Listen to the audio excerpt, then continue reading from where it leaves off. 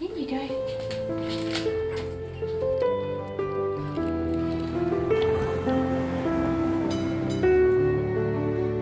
So there's over 200,000 people in Victoria who have blindness or have low vision. Around about 2,000 of them receive services from Guide Dogs Victoria.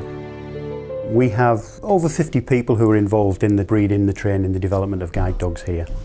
The training of a guide dog actually starts pretty much from the moment it's born. Our staff down in the breeding centre and the nursery work with the puppies and teach it some of the real basic manners and obedience that it needs.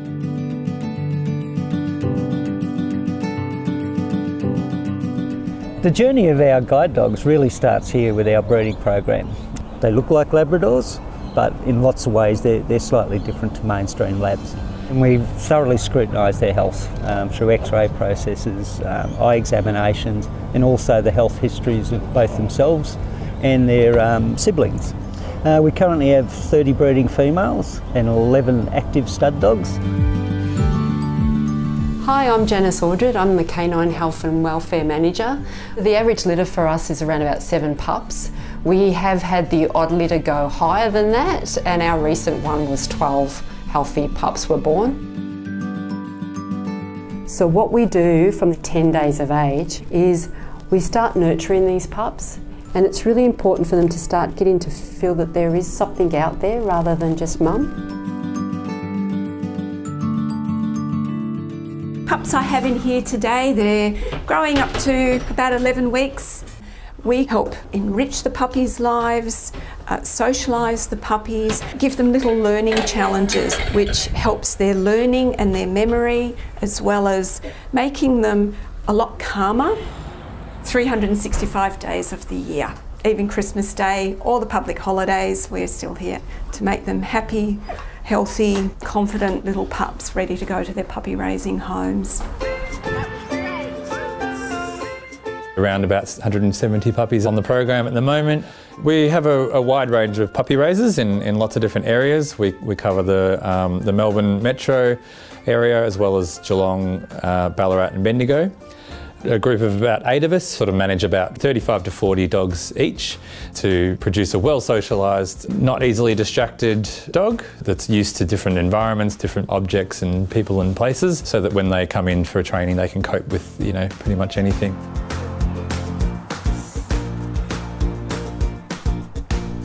So this is our assessment block. This is where all the dogs stay for 2 weeks to get assessed by the trainers.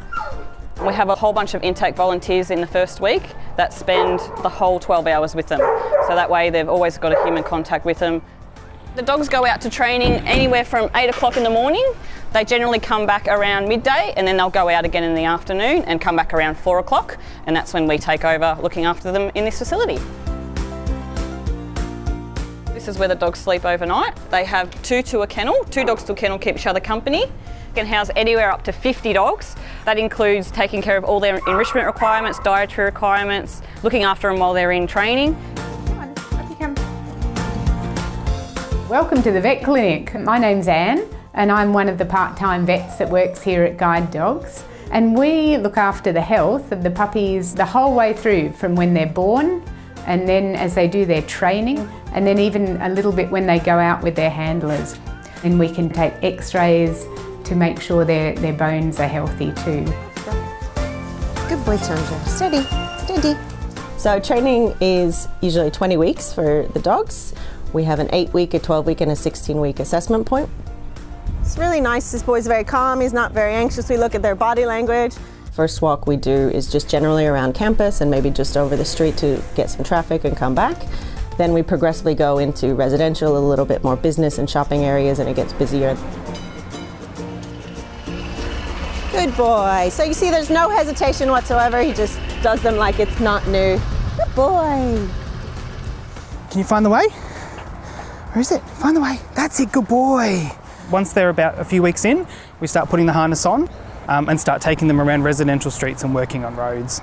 Yeah, good boy. We use a lot of food rewards in the early days of guide dog training, and we start to peter that out over the 20-week program.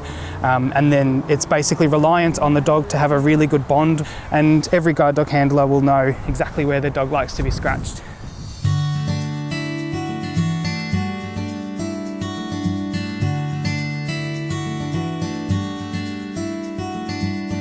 Here we are today in Arnold Cook House. This is our residential facility where individuals come to complete their training with their new guide dogs. Prior to that happening, we need to go through a very extensive matching phase to make sure that we get the right dog for the right person. Today what we've got set up is an obstacle course. So this is a way of replicating things like street furniture, cafe tables and chairs, and it teaches the individual how to follow their dog through the obstacles nice and safely. I'm Brendan Spencer, I'm 22 years old. This is Warren, down here. Warren's 4 years old, so I've had Warren for 3 years. I've now been able to fulfill life goals and certainly achieve through that. I completed a 1.5 years at the Australian Catholic University, had the opportunity to live independently, and will be heading to India for our first ever blind soccer tournament in September. They're just amazing to work for, and it's really good to know that we all live up to the values of the organisation, the honesty, the accountability, and at the end of the day, for the people who come along to us and need that service, we're there to help them to go and live an independent life.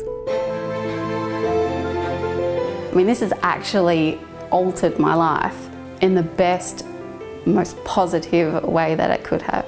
So I feel so fortunate to have had guide dogs in my life, and I know that all of the people that I have ever spoken to using a cane or a dog feel exactly the same way.